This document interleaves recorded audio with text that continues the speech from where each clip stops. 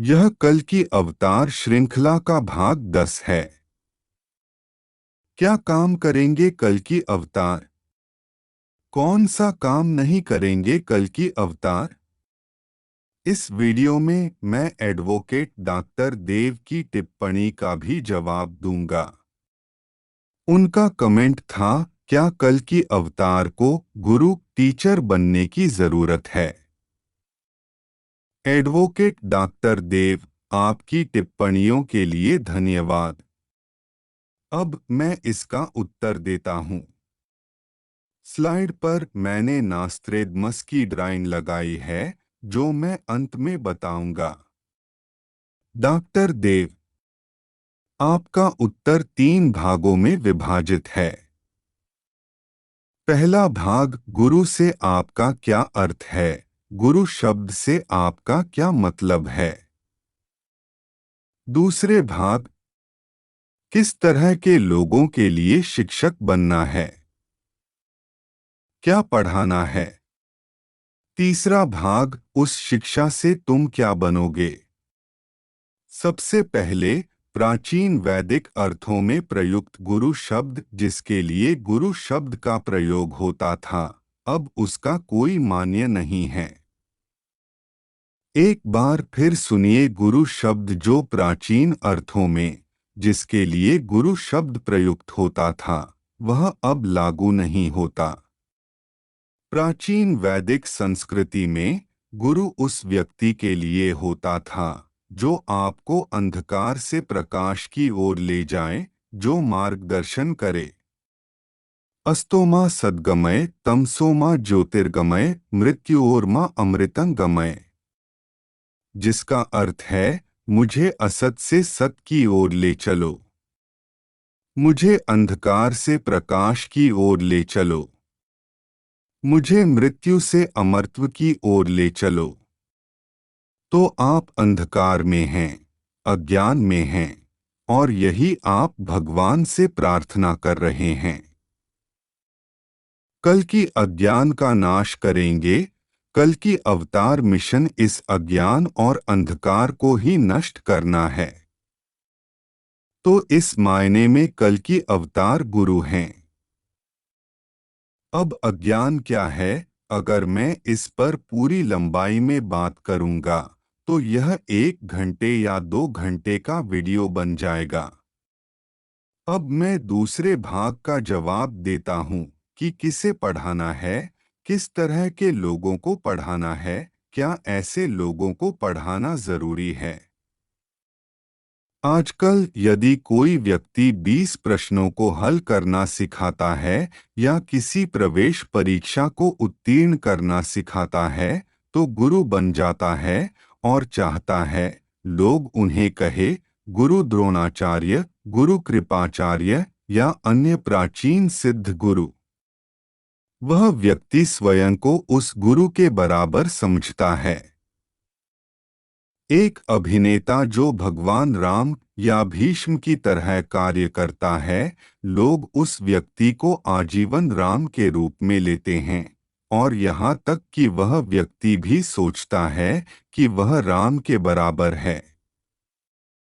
क्या आपने कबीर को सुना? क्या आप जानते हैं कि कबीर को ज्ञान कैसे मिला?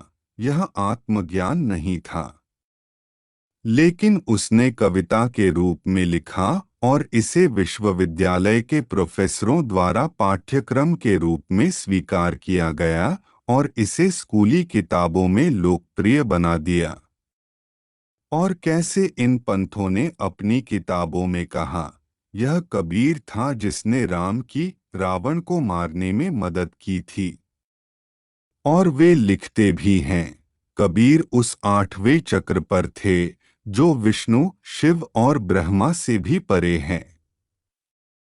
आजकल लोग पतंजलि योग से तकनीक चुराकर किसी आश्रम में सांस लेने की सरल तकनीक सिखा रहे हैं, जो पतंजलि योग से तकनीक चुराकर अपना पंथ शुरू कर दिया।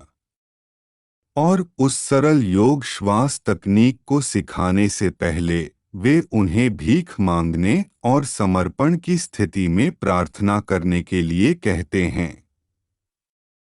जिन लोगों ने भगवद गीता 5-10 या अधिक बार सुनी, उन्होंने अपना पंथ शुरू किया और खुद को विष्णु घोषित किया। लेकिन वे अगले जन्म में अवतार लेंगे। कुछ लोग जो शक्तिपीठ गए, बाद में उन्होंने अपने पंथ खोला, और कुछ ने देवी पर हंसने की, उपहास की हिम्मत भी की। कुछ ने तो कमेंट भी किया, रावण मूर्ख था, उसने सिर्फ अपहरण किया। अब उसे फिर से आना चाहिए, हम बताएंगे। और आप जानते हैं कि क्या होगा? केवल अन्य कोर्ट केस। इन सभी व्यक्तियों ने स्वयं को बहुत ही निर्दोष, ईश्वर खोज करने वाले, सत्य की खोज करने वाले, बहुत ही निर्दोष के रूप में प्रस्तुत किया था। फिर से सुनो, इन सभी व्यक्तियों ने स्वयं को बहुत ही निर्दोष, ईश्वर खोज करने वाले, सत्य की खोज करने वाले, बहुत ही निर्दोष के रूप में प्रस्तुत किया था। अब मैं तीसरे भाग का कहता हूँ, क्या पढ़ाना, किसे पढ़ाना, क्या पढ़ाना आसान है? क्या आप नए संशोधनों को जानते हैं, या सुप्रीम कोर्ट से या कुछ नवीनतम विधेयकों, बिल को पारित किया गया है और उन्हें पारित किया जाना है? क्या आप जानते हैं, अगर एक ही पैरा को जैसा है वैसा ही कहा जाए तो इसे हेट स्पीच माना जाता है? यहाँ आप कल्कि को गाली दे सकते हैं, या आप दुर्गा माता या शक्ति को गाली दे सकते हैं।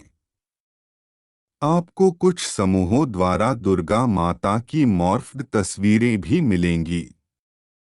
लेकिन अगर आप सबूत दिखाते हैं, तो उस व्यक्ति को जमानत मिल जाएगी और नौकरी भी मिल जाएगी, जैसे एक लोकप्रिय मामले में जुनेविल है, 5 महीने कम उम्र जज या पुलिस अफसर पर भी दबाव। और अगर किसी महिला के साथ रेप होता है, या उसे मार दिया जाता है, या जला दिया जाता है, तो वकील ऐसे केस आसानी से नहीं लड़ सकते।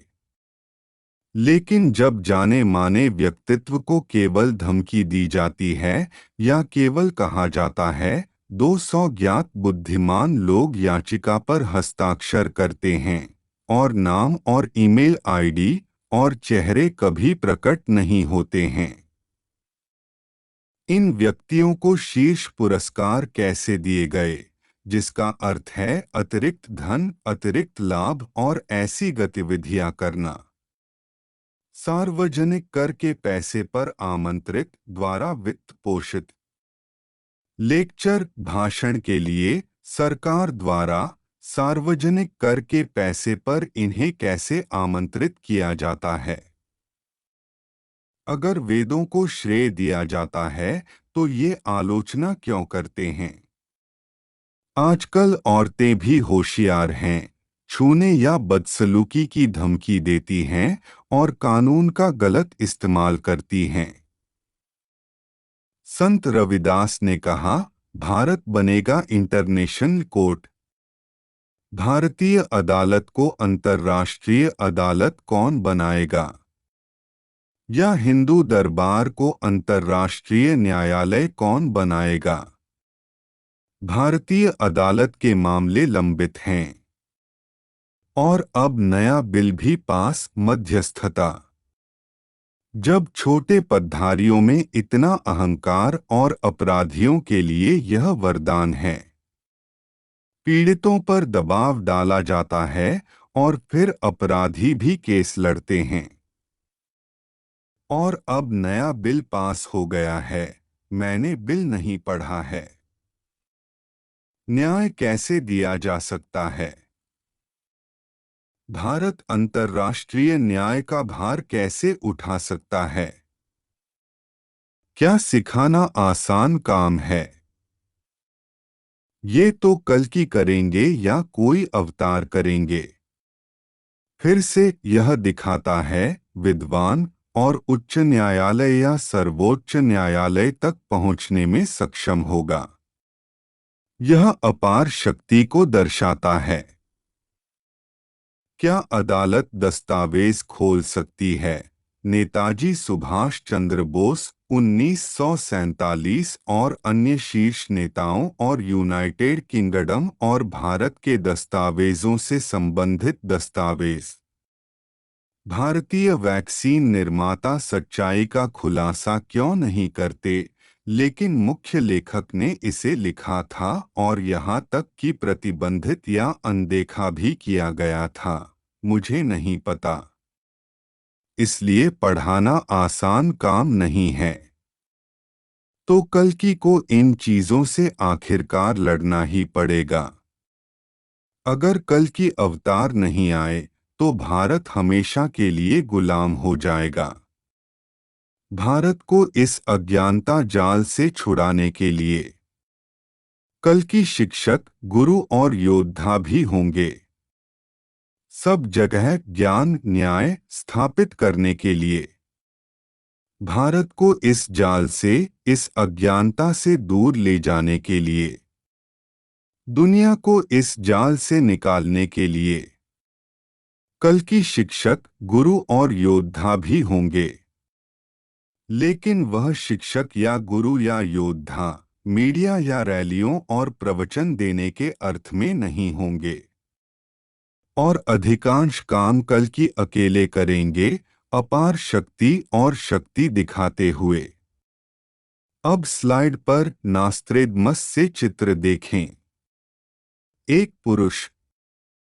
यह सब काम सिर्फ एक पुरुष करेगा।